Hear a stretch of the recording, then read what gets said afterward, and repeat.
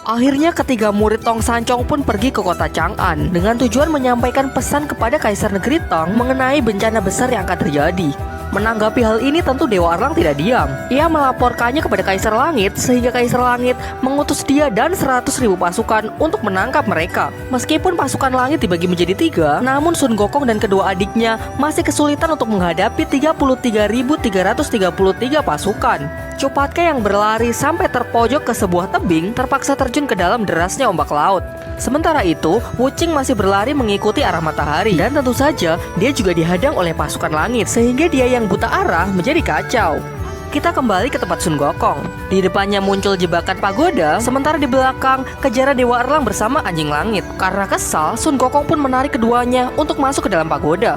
Di sisi lain, tidak disangka, ternyata ombak membawa Cupatka sampai ke negeri Tong. Sehingga di antara ketiganya, Cupatka lah yang berhasil sampai di tempat tujuan terlebih dahulu.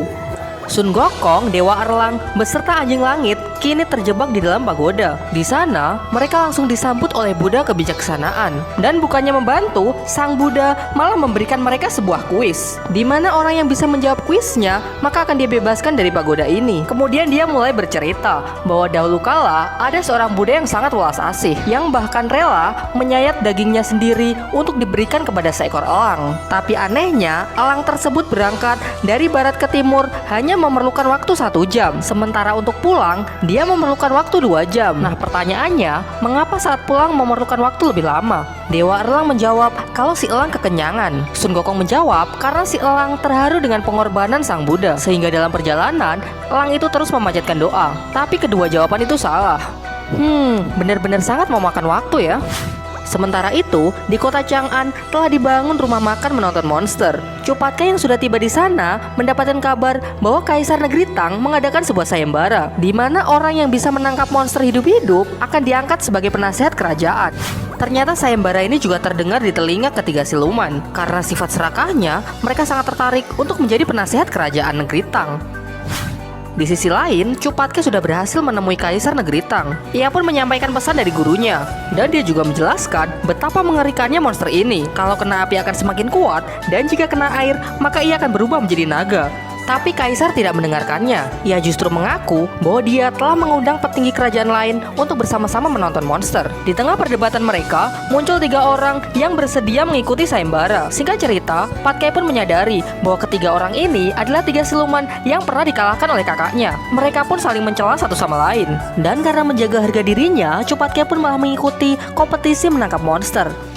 Apa sudah pasti kau yang berhasil menangkapnya? Jika kau hebat, buktikanlah. Jika berhasil, aku akan membawakan sepatunya. Baiklah.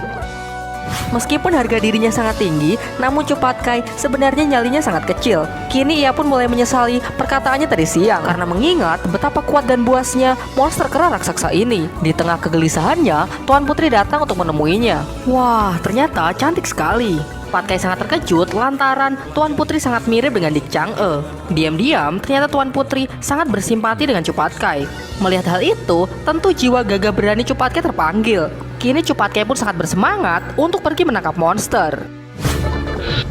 Di tempat lain, ternyata Wuching sudah sampai di sebuah kerajaan. Begitu sampai, Wuching langsung berteriak-teriak histeris bahwa akan ada monster yang datang. Tentu penduduk pun menjadi panik dan berlarian ke sana kemari. Melihat kepanikan itu, raja pun menemuinya. Ternyata Wuching salah alamat. Tempat ini bukanlah negeri Tong, melainkan sebuah negeri bernama Saha. Sementara negeri Tong, jaraknya masih beratus-ratus kilometer dari sini. Di dalam pagoda, Gokong pun masih memikirkan jawaban dari kuis Buddha kebijaksanaan. Mereka sudah berpikir dengan keras, tapi jawaban mereka tak ada satupun yang benar. Hingga pada akhirnya, sang Buddha pun mengatakan jawaban yang sebenarnya. Si elang berangkat pada siang hari. Saat pulang, dia harus menempuh perjalanan dari timur ke barat, sehingga bertepatan dengan terbenamnya matahari. Jadi dia harus menggunakan satu sayapnya untuk menutupi matanya agar tidak menyilaukan. Oleh karena itu, dia membutuhkan waktu yang lebih lama. Mendengar jawaban konyol itu, Sun Gokong emosi dan hendak menghancurkan pagoda. Tapi ternyata hal itu tidak bisa dilakukan karena pagoda ini dilindungi oleh cahaya sang Buddha. Sehingga mau tidak mau, mereka harus menjawab kuis berikutnya agar bisa keluar dari pagoda ini. Di Di waktu yang bersamaan, monster kera raksasa kini sudah berubah menjadi seekor naga dan sudah berada di dekat kota Chang'an. Atas perintah Panglima Perang Chopatkai, seluruh pasukan mencoba mengepungnya. Namun, tidak ada satupun serangan yang mampu melukainya. Malah serangan mereka dikembalikan sehingga banyak sekali korban yang berjatuhan. Menyaksikan hal itu, Chopatkai masih bersikap sok keren di hadapan Tuan Putri. Dia malah memerintahkan pasukan untuk mundur dan ingin mengajak monster itu untuk Baiwan. Wah, benar-benar menantang maut guys. Cinta memang membutakan segalanya. Kini Chopatkai sudah berada di atas menara, dan di bawah, sorakan para prajurit membuat dia tidak mempunyai peluang untuk mundur lagi guys. Tanpa pikir panjang, dia pun langsung terbang untuk melakukan sebuah serangan. Tapi sangat sial, monster itu langsung menyemburnya menggunakan api yang sangat dahsyat. Dengan cepat, berita ini langsung terdengar di telinga Tuan Putri. Tentu hal ini membuat Tuan Putri sangat syok. Ia pun bersikeras untuk mencarinya, karena dia berpikir ada kemungkinan bahwa Panglima Perang Chopatkai masih hidup. Tapi pada akhirnya mereka semua sepakat untuk kembali ke Chang'an karena keadaan sudah menjadi sangat gawat. Di sisi lain, Wuching masih berlari untuk menuju kota Chang'an. Sementara itu, Biksu Tong terus berdoa akibat dihantui firasat-firasat buruk. Mengetahui para pendekar gagal menangkap monster, Kaisar sangat marah. Kemudian Kaisar mengatakan akan memberikan apapun kepada siapa saja yang bisa menangkap monster. Mendengar hal itu, ketiga siluman licik sangat bersemangat. Mereka berencana menangkap monster dengan melancarkan serangan jarak jauh menggunakan petir dan akan langsung kabur ketika melihat serangannya gagal. Benar-benar licik ya guys. Besoknya, ritual memanggil petir pun dilakukan. Tapi kali ini mereka bertiga sangat beruntung. Secara kebetulan, sambaran petir tepat mengenai ekor si monster, sehingga hal ini melemahkannya hingga kembali ke wujud kera raksasanya. Tentu Kaisar tidak menyia-nyiakan kesempatan ini. Ia segera memerintahkan pasukan untuk membawanya ke tengah kota. Ia sesuai rencana awalnya, yaitu menjadikan monster ini sebagai bahan tontonan di kota Chang'an. Hal ini semata-mata untuk menunjukkan kepada dunia bahwa negeri Tong adalah negeri yang paling hebat. Kaisar yang sombong ini tidak tahu kalau ekor si monster bisa tumbuh lagi. Dan ketika hal itu terjadi, maka dia akan jauh lebih buas dari sebelumnya. Di sisi lain, Tong Sancong terus-terusan bermimpi buruk. Mimpi di mana si kera raksasa memporak-porandakan seisi kota Chang'an. Mimpi itu terus mengganggunya karena datang berulang-ulang. Akhirnya dengan tekad yang bulat, dia pun berniat ingin pergi sendirian ke kota Chang'an. Ia ingin memperingatkan Kaisar secara langsung agar bisa menghindari bencana. Tetapi dalam perjalanan, dia bertemu dengan Dewi Kuan Im. Ternyata Dewi Kuan Im melarang keras Biksu Tong untuk kembali ke Chang'an. Ia menegaskan bahwa apa yang dilakukan Biksu Tong ini adalah perbuatan melanggar peraturan. Ia juga mengatakan bahwa bencana yang akan terjadi merupakan kehendak langit, sehingga seharusnya Biksu Tong tidak lagi mencampuri urusan dunia dan tetap melanjutkan perjalanan ke barat. Tapi karena Biksu Tong tetap bersikukuh ingin menyelamatkan manusia, akhirnya Dewi Kuan Im mengizinkannya untuk pergi. Di sisi lain, Kaisar sangat bangga dengan mempertontonkan monster kera raksasa yang ia tangkap. Ia belum menyadari bahwa ekor si monster sedikit demi sedikit mulai tumbuh. Hingga sebentar lagi, dia akan mengamuk untuk kedua kalinya. Kita kembali ke tempat Biksu Tong, tentu saja dia yang cuma manusia biasa kesulitan dalam menempuh perjalanan sejauh itu. Untunglah secara diam-diam, Dewi Kuan Im membantunya. Hal ini karena ia tersentuh dengan keteguhan hati Biksu Tong. Tentu dengan kuasanya, Biksu Tong bisa jauh lebih cepat untuk tiba di Chang'an. Dengan cepat ia melintasi laut dan gunung demi mencapai tujuannya untuk menyelamatkan umat manusia. Singkat cerita, tibalah dia di kota Chang'an dan berhasil menemui Kaisar. Tanpa basa-basi, dia langsung menjelaskan bahwa akan ada bencana di kota Chang'an. Ia menyarankan agar segera mengungsikan penduduk ke tempat yang lebih aman. Tapi lagi-lagi, Kaisar tidak menghiraukan hal itu. Ia mengatakan kalau dia sudah terlanjur mengundang banyak orang, sehingga tidak mungkin kalau dia membatalkan festival menonton monster ini. Ia bahkan mengatakan barang siapa yang berani menyuruhnya untuk menghentikan festival menonton monster, maka orang tersebut akan ia jatuhi hukuman mati. Di sisi lain, ternyata semburan api tidak membunuh Chopatkai. Dia hanya melemah hingga kembali ke wujud semula karena mendapatkan serangan yang cukup fatal. Kini ia dalam perjalanan kembali ke Chang'an karena mendapatkan kabar bahwa gurunya ternyata juga menyusulnya ke sana.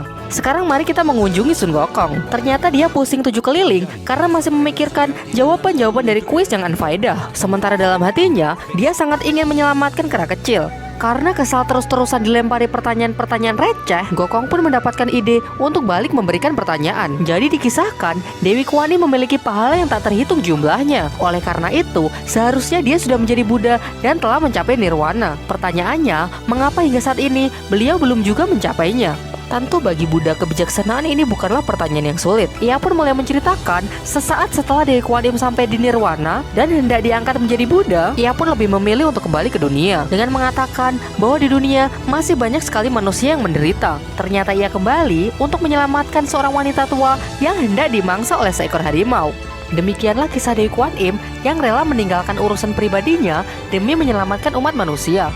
Tentu jawaban itu sangat tepat, tapi bukan itu poin Sun Gokong. Ia pun memutar pertanyaannya dengan menegaskan bahwa Dewi Kuan Im saja rela meninggalkan apa saja demi menyelamatkan satu manusia. Sementara Buddha kebijaksanaan ini malah menahan Sun Gokong yang akan menyelamatkan jutaan nyawa manusia. Mendengar hal itu, akhirnya dia pun tersadar dan membukakan jalan keluar untuk Sun Gokong. Oh, ternyata Buddha kebijaksanaan adalah jelmaan harimau dari kisah Dewi Kuan Im. Sun Gokong pun tidak menyia-nyiakan hal ini. Dia pun langsung bergegas menuju kota Chang'an. Begitu juga dengan dua adiknya yang sebentar lagi akan sampai di kota Chang'an. Sementara itu, di kota Chang'an, ketika semua orang sedang asyik-asyik menonton monster, tiba-tiba hal mengejutkan terjadi. Kera raksasa mengamuk sangat puas hingga dia menghancurkan sangkar yang mengurungnya. Sehingga kini dia bebas dan memporak-porandakan seisi kota Chang'an. Kini Kaisar hanya bisa melarikan diri dan menyesali perbuatannya. Ditambah lagi, ketika dia meminta bantuan kepada ketiga siluman, mereka malah kabur. Kini mimpi Biksu Tong benar-benar menjadi kenyataan. Kera raksasa mengejar mereka dan siap menginjak Biksu Tong. Eits, tapi tenang, pahlawan selalu datang belakangan. Hentikan semua itu!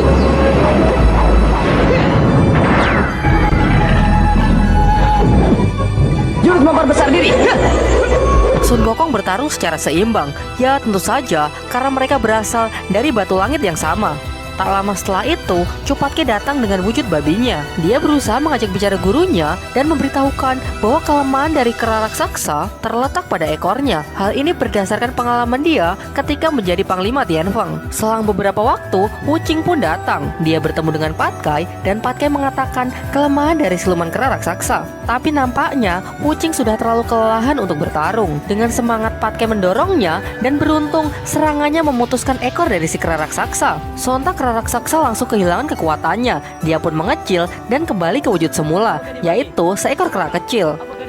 Akhirnya bencana pun berhasil dicegah. Sun Gokong pergi ke Istana Langit dan membawa para siluman untuk dihakimi.